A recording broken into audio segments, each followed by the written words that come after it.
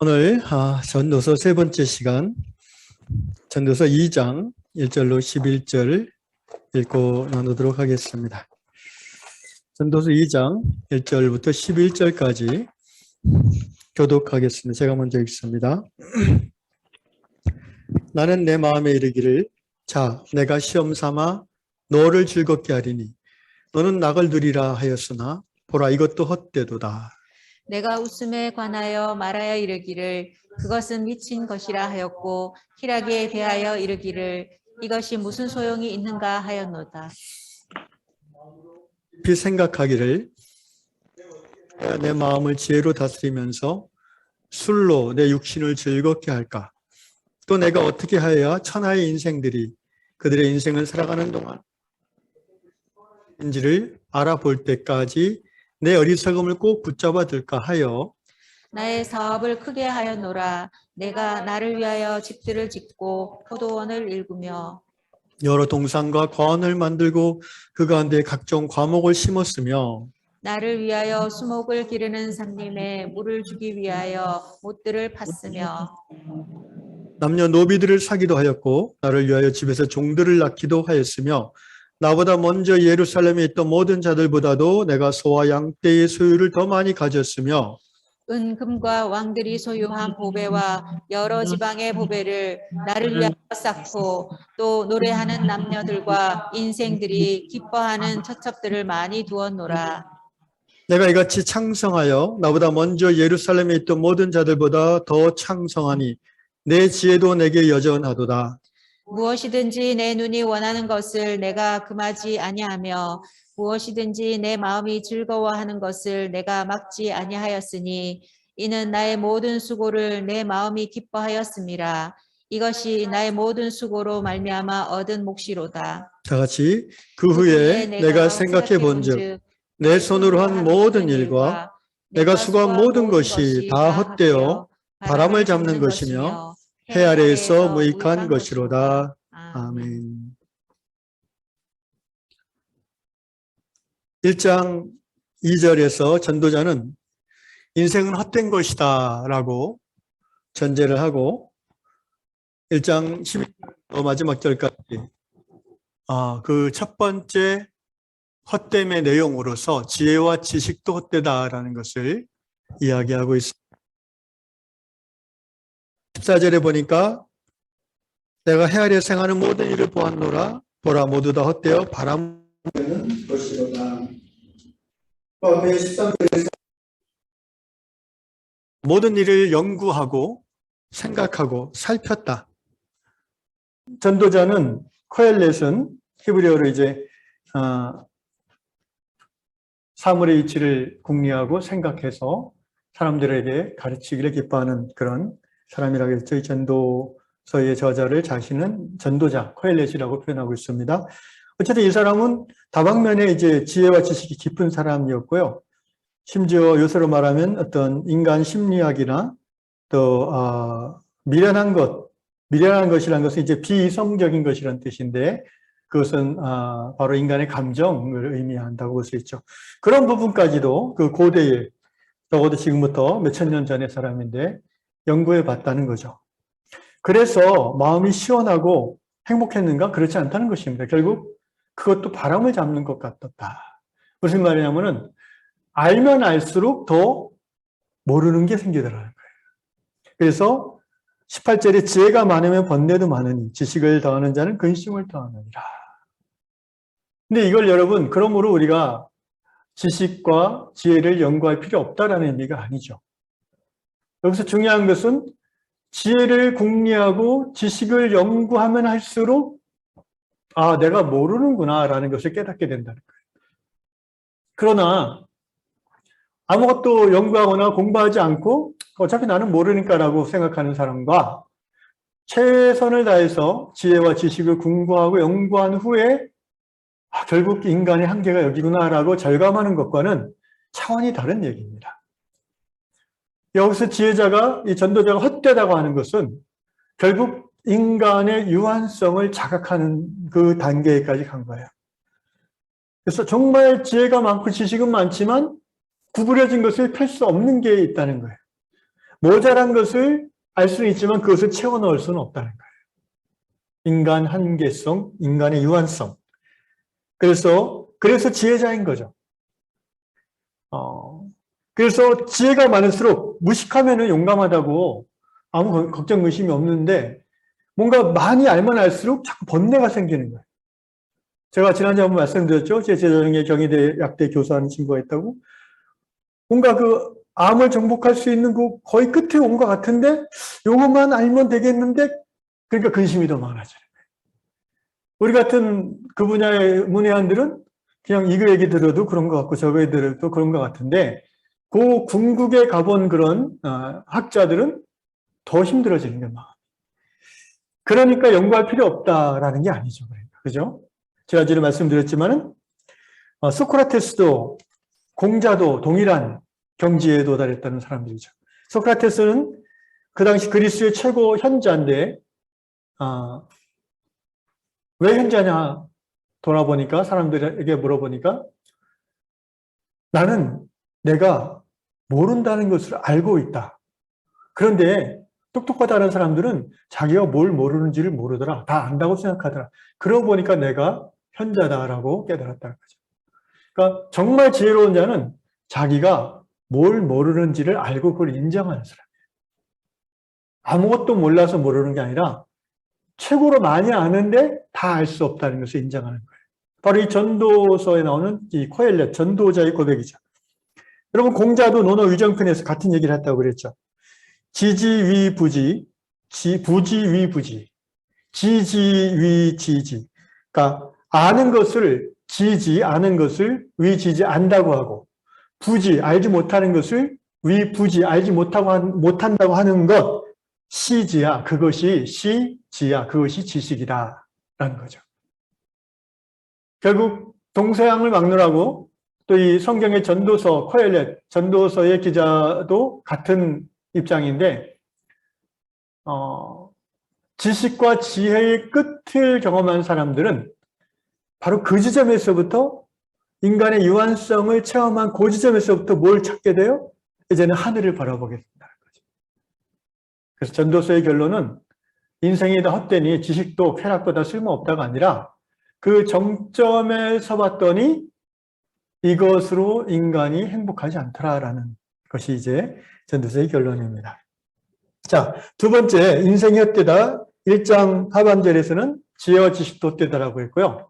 이제 2장 전반부에서 전도자가 얘기하는 것은 뭐냐면은 쾌락도 헛되다라는 것입니다. 쾌락도. 한번 봅시다. 자, 2장 1절. 제가 읽어볼게요. 나는 내 마음에 이르기를 자, 내가 시험 삼아 너를 즐겁게 하리니 너는 낙을 누리라 하였으나 보라, 이것도 헛되도다. 이 1장 12절 이하부터 12장 중반, 끝장 중반까지 계속해서 이 코엘렛 전도자가 어떤 식의 학술을 구사하냐면은 나는이라는 말을 굉장히 많이 합니다. 그러니까 이걸 가르쳐서 이제 글을 쓰는 분들은 1인칭 작가 시점이라고 그래요. 1인칭 작가 시점. 그러니까 소설이나 이런 걸 쓸 때 나는 이러했다. 나는 이걸 알았다. 나는 그에게 다가갔다. 뭐 이런 식으로 쓰면 그게 이제 1인칭 작가 시점으로 쓰는 거예요. 그 1인칭 작가 시점의 특징은 뭐냐면 장점은 독자로 하여금 몰입하게 만들어요. 왜냐하면 거기서 말하는 나가 자신으로 독자를 생각하게 되기 때문에 그래요. 반면에 단점은 뭐냐면 1인칭 작가 시점의 단점은 자기가 보고 듣고 깨달은 거 외에 다른 주제로 이렇게 뻗어나가기 쉽지가 않아요. 그래서 한계가 있다는 거고 반면에 이제 전지적 작가 시점이라는 게 있어요. 작가가 글을 쓸 때 전지적, 곧 자기가 신이야. 모든 걸 알아. 그러므로 A라는 주제를 얘기했다가 또 B라는 주제로 금방 넘어가기도 하고. 왜? 자기는 신과 같은 존재니까. 모든 걸 아니까.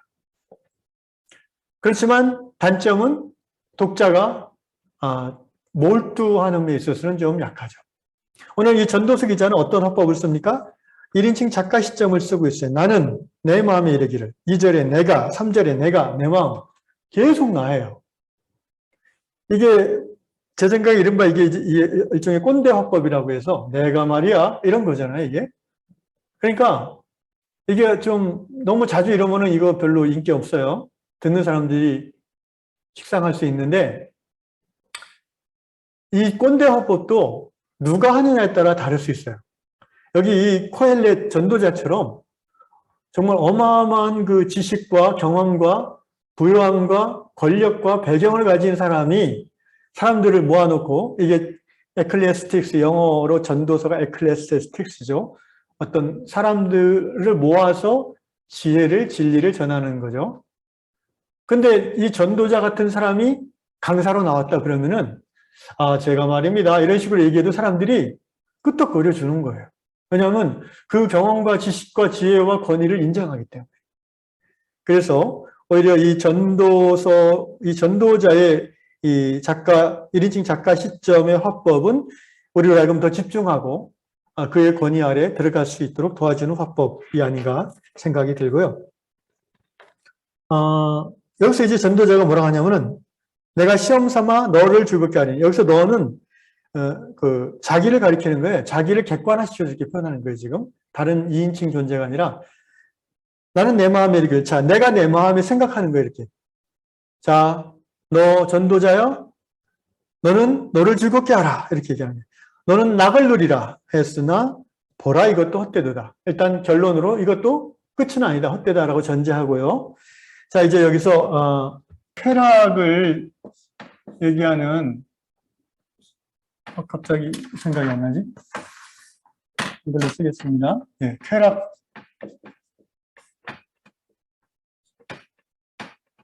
우리가 보통 쾌락이라고 하면은 좀 그 육체적이고 뭔가 그 저속한 느낌 때문에 현대인들은 속으로는 어떨지 몰라도 겉으로는 좀 꺼려하는 경향성이 생겼는데, 이 쾌락이라는 말은 원래 의미는 그렇게 저급한 건 아니에요, 이게. 이걸 영어로 흔히 이제 뭐, pleasure라고 번역을 하지만, 저는 이 번역보다는 delight라는 단어가 더 잘 표현하는 것 같아요. 기쁨, pleasure. 쾌락이라는 걸 우리가 또 뭐 즐거움, 뭐 기쁨 이런 표현을 쓰면 괜찮은데, 이 한자로 쾌락 그러면은 뭔가 좀 저급하다는 느낌을 때문에 꺼려할 수 있습니다. 어쨌든 이 지금 전도서의 기자는요, 락에 대해서, 즐거움에 대해서 이제 이야기를 풀어나가고 있어요. 결론은 그것도 헛된 건데, 이 전도서의 이 코엘렛 전도자가 어떤 락을 얼마만큼 경험했는지를 얘기하고 있고요. 그 락이 얼마나 즐거운지도 얘기하고 있어요. 동서양을 막론하고 이 쾌락, 즐거움에 대한 학설들이 꽤 많이 있습니다. 그리스 철학에서 그 최초로 이 쾌락에 대한 것을 이제 중요한 주장한 학파를 우리가 에피쿠로스 학파라고 얘기하는데요. 에피쿠로스라는 철학자. 이 사람은 이제 BC 344년경에 이제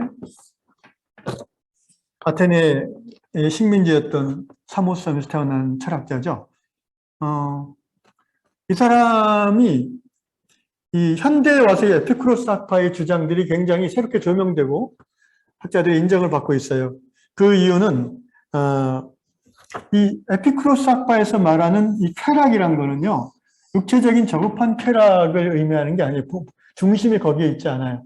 육체적인 쾌락을 포함해서 에피쿠로스가 주장하는 그 쾌락은 그 에피쿠로스의 철학에 대한 디오게네스 리에르테오스라는 사람이 쓴 책에 의하면, 쾌락이 인생의 목적이라고 우리가 말할 때 무지하거나 우리의 견해에 동의하지 않거나 오해하는 일부 사람들의 생각처럼 방탕한 자의 쾌락을 말한다거나 관능적인 향락에서 주어지는 쾌락을 말하는 게 아니라라고 얘기해요. 에피쿠로스가 주장하는 쾌락은 육신의 괴로움이었고 영혼의 동요함이 없는 안정된 상태. 자, 에피쿠로스 학파 말하는 쾌락의 본질이 뭐라고요? 육신의 괴로움이었고, 그러니까 몸이 건강하고 편안해야 돼요. 그게 반드시 들어가요. 두 번째, 이 영혼, 마음에 불안이나 동요가 없는 상태. 이거를 이제 에피쿠로스 학파에서는 아타락시스라고 그러는데 평정 상태라는 거예요. 평정. 몸과 마음이 평안한 상태. 여러분 이런 쾌락이라면 좋지 않겠습니까? 우리 모두가 원하는 거예요.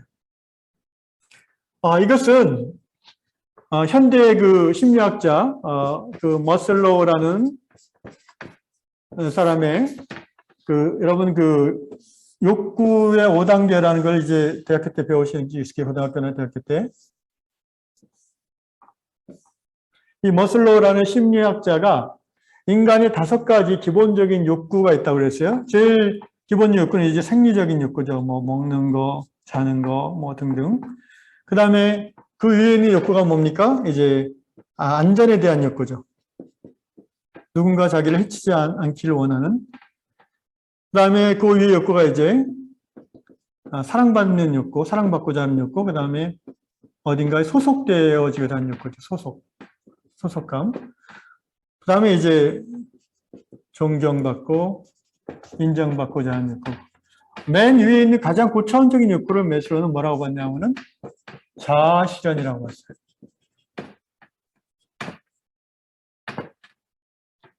이 아타락시스, 그 에피쿠로스가 주장하는 이 쾌락의 정점은 이 굉장히 고차원적인 이 욕망을 달성함을 통해서 몸과 마음이 동요함이 없는 상태를 말하는 거예요.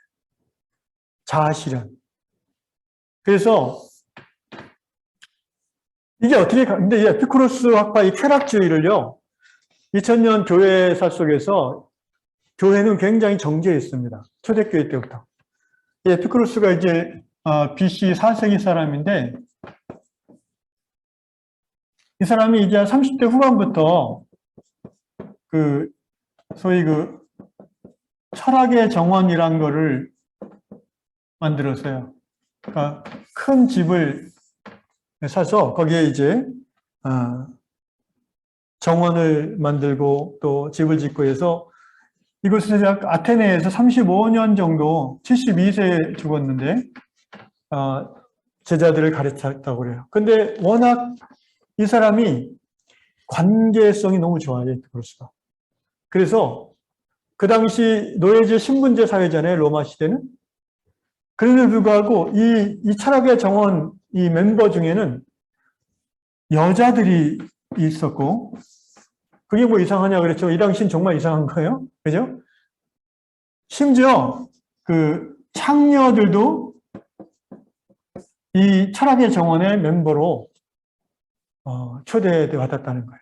그래서 당대의 그리스 철학자들은 에피쿠로스를 비난하고 미워했지만 워낙 이 사람이 친구가 많기 때문에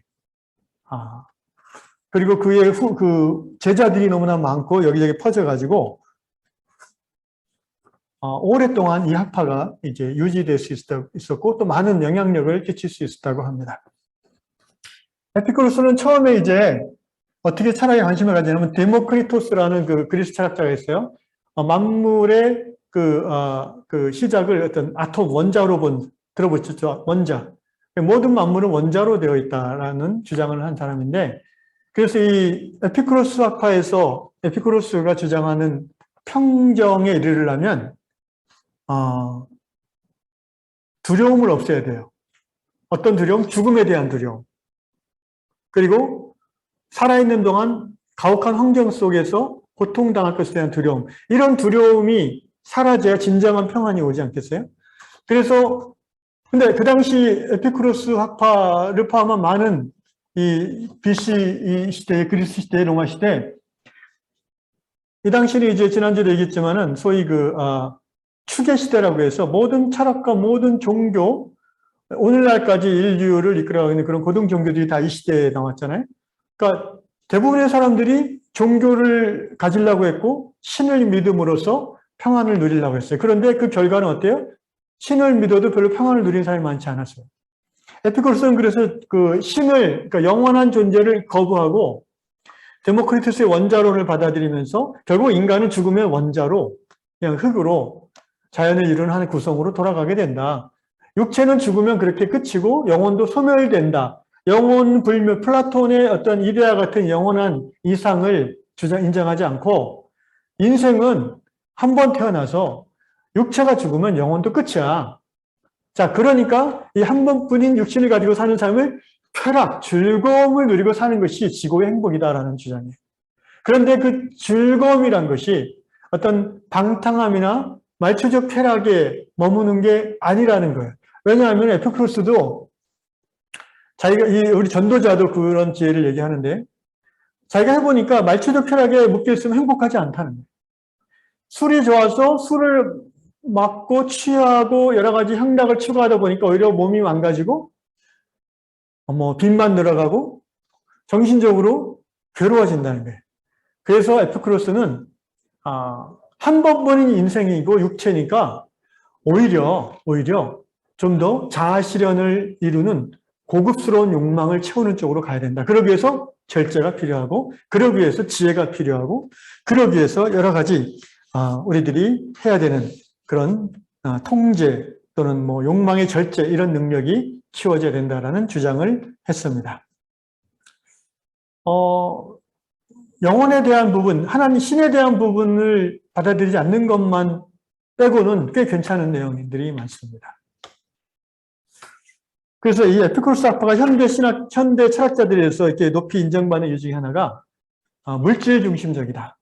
인간은 물질로 구성되어 있고 물질의 최종 인자는 원자고 죽으면 끝이다. 이렇게 돌아간다 자연으로 이렇게 주장했기 때문에 현대 철학자들 대부분이 이제 불신자들이잖아요. 신을 믿지 않는 사람들이 많아요. 그런 사람들이 좋아할 만한 요소가 있고, 두 번째 에피쿠로스 학파가 현대 철학자들의 칭찬을 받는 이유 중에 하나는 비종교적이라는 거예요. 비종교적. 물질적이라는 것 같은 건데 비종교적이에요. 왜냐하면 현대 사회가 타락한 종교의 피해가 너무나 극심하기 때문에 뭔가 인생을 깊이 생각하고 사고하는 사람들일수록 기독교나 모든 종교를 멀리하려고 하는 경향성이 대두되고 있잖아요. 포스트 모던 시대이기 때문에 그렇습니다.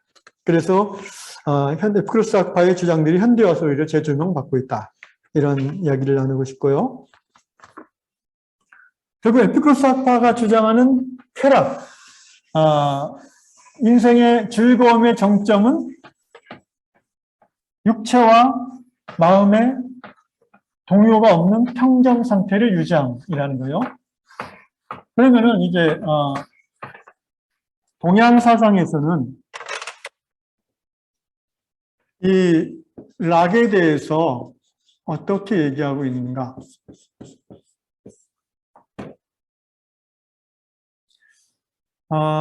이 락이라는 것은 동양의 유교에서는 굉장히 괜찮은 덕목으로 받아들여집니다. 원래 쾌락이란 게, 이 쾌란 게 이제 병 나을 쾌, 시원할 쾌 그런 의미의 쾌자를 써요. 지금 갑자기 생각이 안 나요? 생각이 안 납니다. 어쨌든.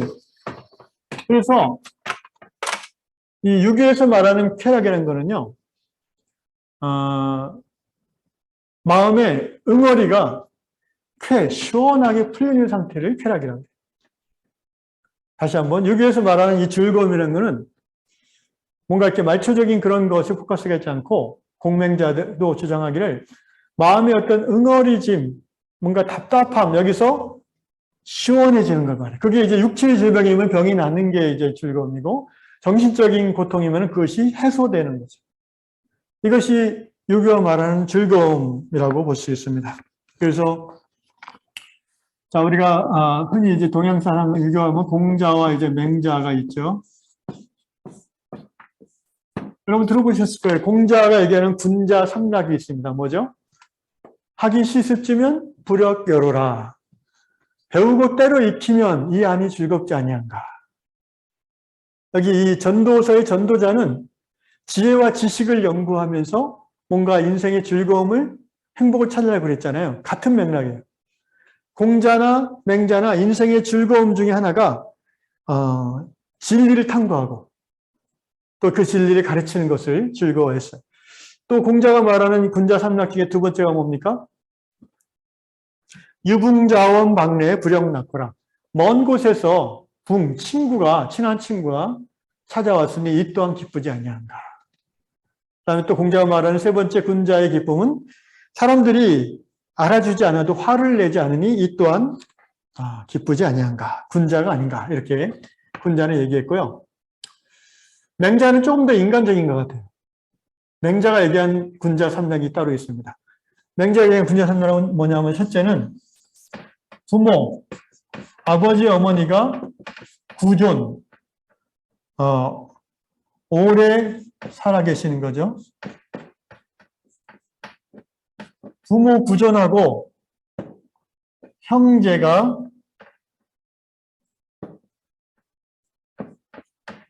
무고하니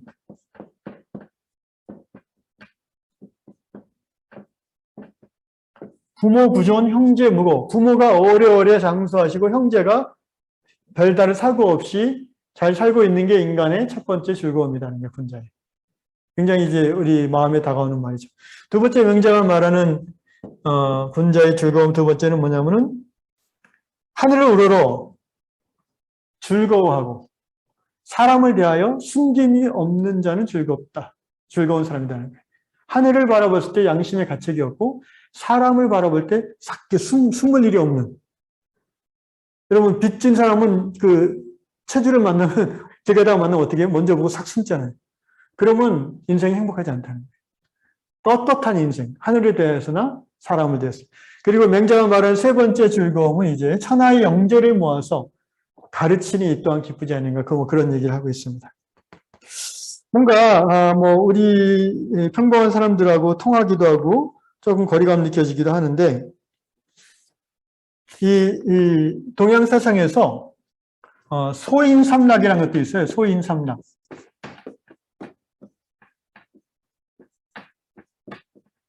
이 동양 사상, 유교 사상에서 소인이라고 했을 때는 이제 군자의 어떤 반대 의미로 쓰는데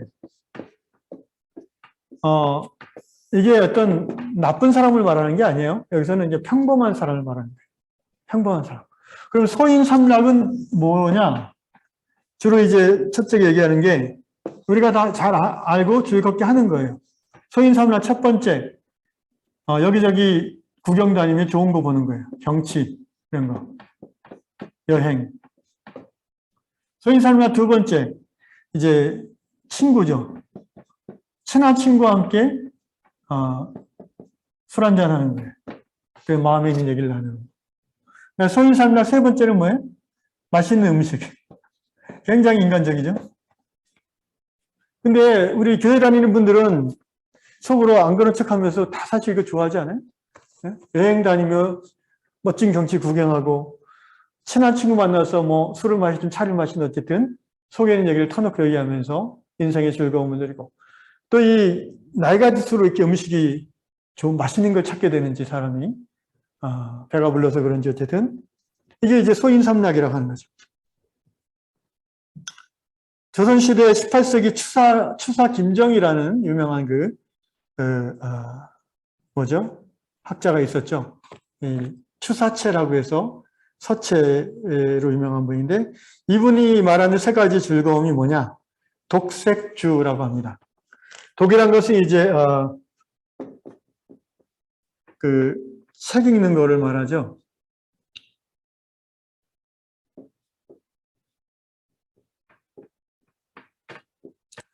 독서의 즐거움, 역시 진리탐구. 뭔가 이 군자, 학자, 선비들, 전도자 똑같이 이렇게 진리를 탐구하는 즐거움을 빼놓지 않아요.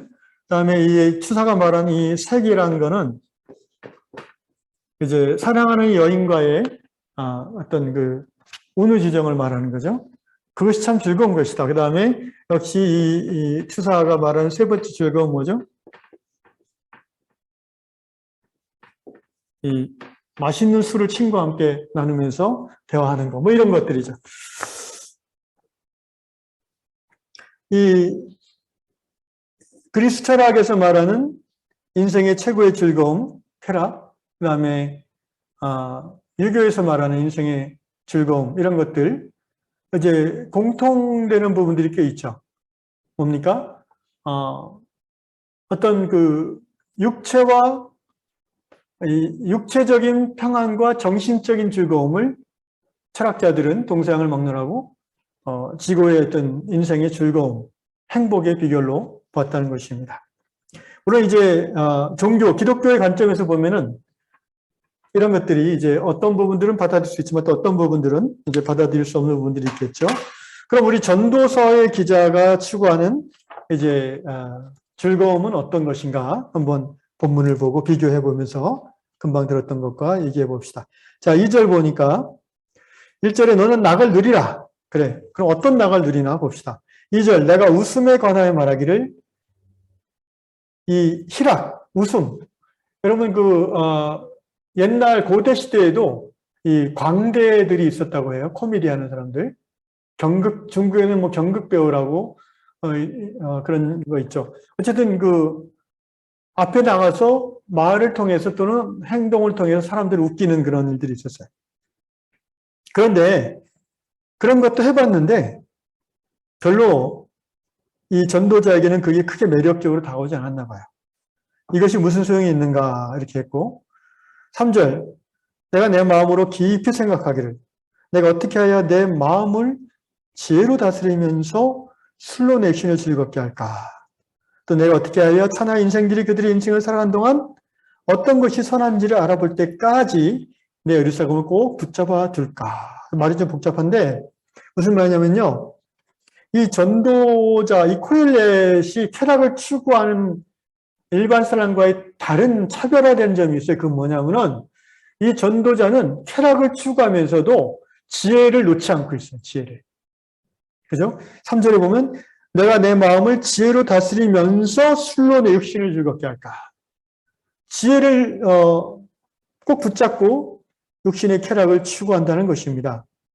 9절에도 내가 이같이 창성하여 나보다 먼저 예루살렘에 있던 모든 자들보다 더 창성하니 내 지혜도 내게 여전하도다. 여전히 지혜를 붙잡고 있는 거예요. 예, 더 창성하니 내 지혜도 내게 여전하도다. 그래서 이 전도자는 희락을 추구하고 보통 우리 애주가들처럼 이제 온갖 좋은 술, 좋은 안주, 그걸로 자신의 그 위장을, 기분을 즐겁게 하는 것들을 정말 최고까지 해본 거죠. 그런데 그것도 그렇게 별로 온전한 만족을 주지 못했어요. 그래서 이 전도자가 세 번째 축에 본 게 이제 큰 사업을 시작하려고 그래요. 4절에 보니까 나의 사업을 크게 하였노라. 내가 나를 위해 집들을 짓고 포도원을 읽으며 여러 동산과 거원을 만들고 그 가운데 각종 과목을 심었으며 수목을 기르는 살림에 물을 주게 해서 못들을 팠으며 규모가 좀 크죠. 요새는 말하면 거대한 건축 사업을 시작한 거예요. 사실 솔로몬이라고 친다면 이 전도자를 솔로몬은 대단히 그 당시로서는 큰 성전 건축했고 궁전 건축했고요. 또 살림 개발했고 여러 가지 성경에 보면은 그 과원을 만들었다고 말하고 있습니다. 요새는 말하면 이제 여러 가지 건설업을 행하는 중에 뭐 예를 들면 이제 어떤 섬을 하나 통 크게 사가지고 그 섬에다가 초호화 별장을 짓고 이제 남녀 일하는 사람들 한 100명쯤 가져다 놓고 초화판으로 살아보는 거죠. 실제로 남녀 노비들을 사기도 했고 나를 위해 집에서 종들을 낳기도 했으며 무슨 말입니까? 이러한 호화판 생활이 1, 2년 하고 끝난 게 아니라 종이 종을 낳는 최소한 20, 30년 이 호화판 생활을 해봤다는 거예요. 8절 은금과 왕들이 소유한 보배와 여러 지방의 보배를 나를 위하여 쌓고 또 노래하는 남녀들과 인생들이 기뻐하는 처첩들을 많이 두었노라. 여러 가지 이제 그 사치로운 생활 중에 이제 보석을 빼놓을 수 있겠죠. 은금을 빼놓을 수 없죠. 또 각 지방에 아주 그 예술품들 이런 거 수집하는 거. 되게 사치스럽게 사는 사람들이 그런 걸 다 하죠. 그리고 또 모든 동서고금을 막론하고 권력과 부유함을 가진 남자들이 행하는 향락생활, 뭐죠? 처첩을 많이 두는 거죠. 그러니까 이분이 솔로몬이라고 가정한다면 성경에 보면 솔로몬이 그 부인이 700명에 수청드는 여자가 300명이라고 나와요. 이게 좀 말이 안 되는 건데 실제 그랬는지 안 그랬는지는 모르겠는데 어쨌든 엄청나게 많은 그 미인들을 모아놓고 살았다는 거죠. 그러고 보면 나는 어떻게 보면 좀 이 전도자가 대단하기도 하고 좀 과연 이럴 수 있을까 의심이 들기도 하는데 처첩이 700에 뭐 비빈이 300인데 어떻게 지혜를 붙잡을 수 있었을까? 저는 이게 참 의문스러워요. 그리고 지혜를 붙잡고 있다면서 어떻게 후궁을 수백 명이나 부인을 둘까? 21세기 최고 부자인 우리 누구죠? 미국의 그 사람들 있잖아요. 그 사람들도 평생 결혼 한 2번, 3번 하나? 그 이상 안 하잖아요. 뭐 중간에 얼마나 또 연애를 하는지 모르겠지만. 그런데 이 고대 전제군지 시대에는 그게 남녀 차별 시대이기 때문에 뭐 우리가 생각하는 거하고 이게 스케일이 다른 것 같아요. 어쨌든 처첩들을 많이 두었어요. 그리고 2장 9절에 보면 창성했어요, 정말. 예루살렘에 있던 모든 자들보다도 창성했어요. 그러면서 지혜도 여전히 갖고 있었어요. 자, 10절. 쾌락을 추구하면서 한마디로 이렇게 결론을 질 수 있는데 무엇이든지 내 눈이 원하는 것을 내가 금하지 아니하며 무엇이든지 내 마음이 즐거워하는 모든 것을 내가 막지 아니하였어요. 그런데 보세요. 내가 원하는 건 모든 거를 뭐 갖고자 하는 건 갖고 취하고자 하는 건 취하고 먹고자 하는 건 먹고 마시고자 하는 건 마시고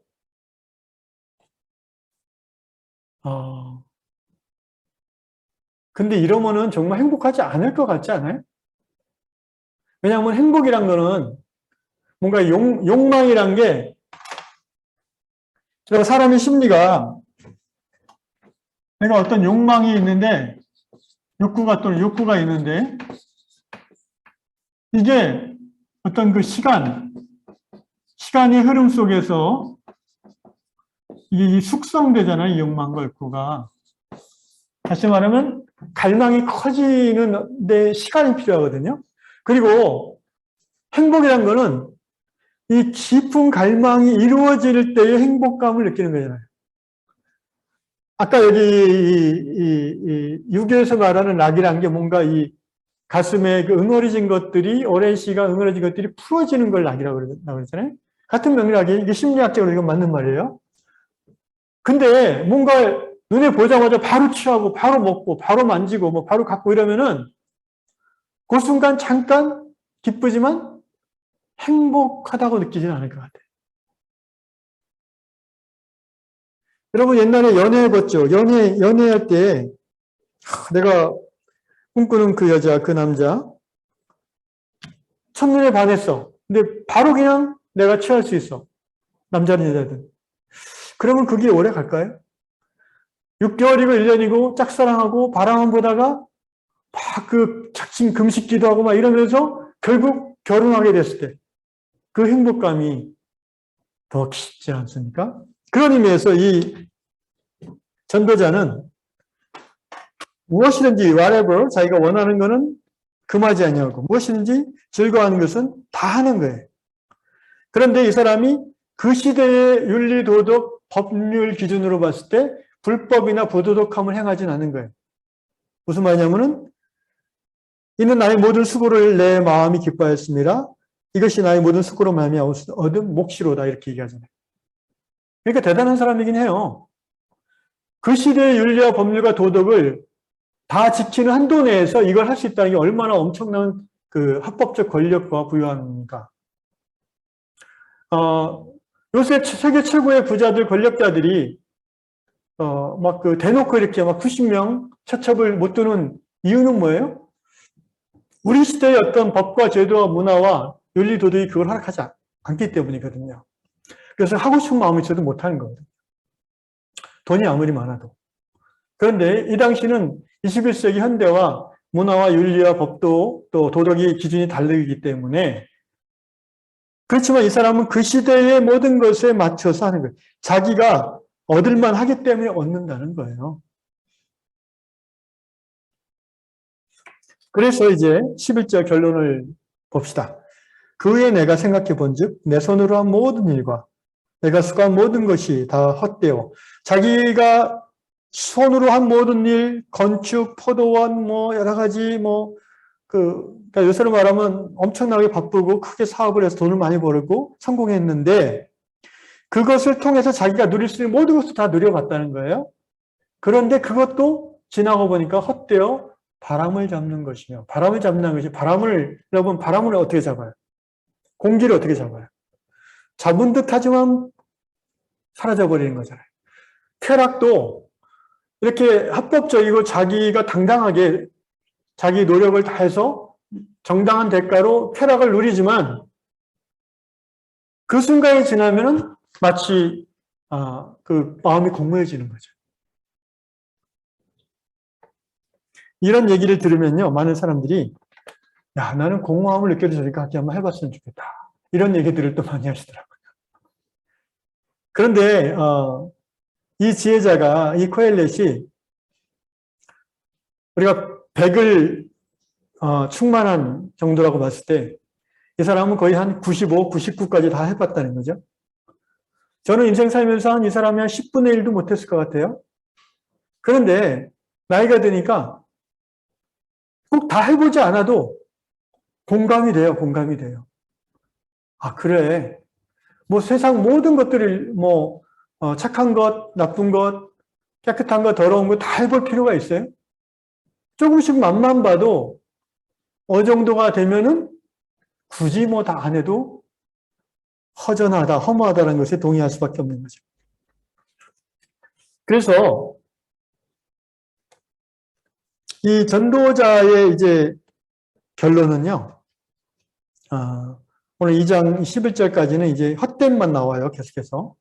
1장에서는 지혜와 지식도 헛되다, 2장에서는 쾌락도 헛되다. 그 다음에 앞으로 계속 이제 헛되다 하는 얘기가 또 나와요. 왜 헛될 수밖에 없는가도 나오고. 근데 이제 앞에서 얘기한 에피쿠로스, 그리스 철학이나 공맹자 또는 소인 삼락 이런 것들을 보면은 공통점이 뭐냐면은 이런 쾌락주의의 공통점은 이런 행복론의 공통점은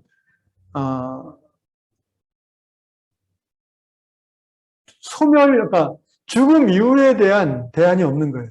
에피쿠로스는 그냥 죽으면 끝이다라고 주장하는 거고 공자는 뭐라고 하는지 아세요? 제자가 죽음은 무엇입니까? 물어보니까 공자가 뭐라 대답하냐면 야, 사는 것도 모르는데 내가 죽은 거 어떻게 알겠냐?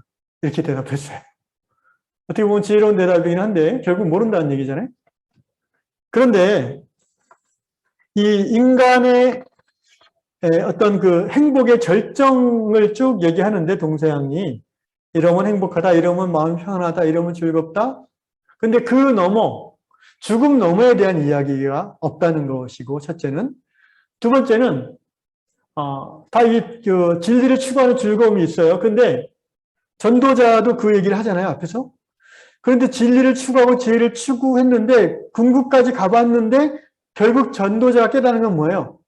이것도 헛되다. 지혜가 많을수록 번뇌가 많고 지식이 많을수록 근심이 더하구나. 인간의 유한성, 나의 한계성을 고백하게 되는데요. 전도서의 그 행복론은요, 전도서의 진리는 인간이 결국 모든 걸 다 해본다 할지라도 유한하다는 거예요. 그리고 거기서부터 바로 이 전도자가 말하는 전도, 인생의 진정한 도가 시작되는 거예요. 그게 바로 하나님이죠. 전능자죠. 창조주죠. 전도서 12장 1절을 가서 읽고 마칩시다. 전도서 12장을 보시면 자 1절 너는 청년의 때에 너희 창조주를 기억하라. 이게 이제 전도서 마지막 장의 결론이에요.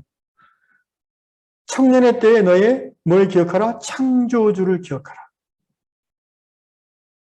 인간이 할 수 있는 모든 것을 다 해본 이 코엘렛은 전도자는 그럼에도 불구하고 다 헛된데 그러면 그 모든 것을 할 필요가 없냐? 그게 아니에요.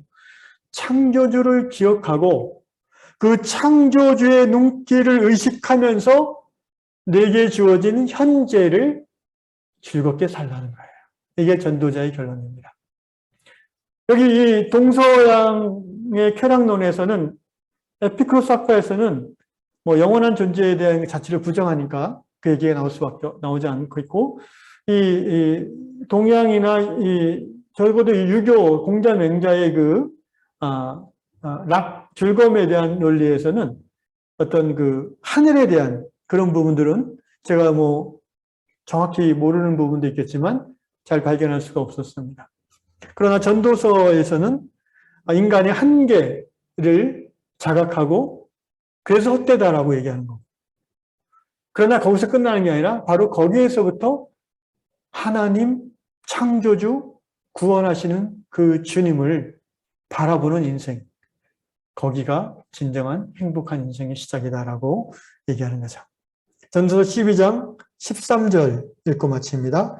일의 결국을 다 들었으니 하나님을 경외하고 그의 명령들을 지킬지어다. 이것이 모든 사람의 본분이니라. 아멘. 기도합시다.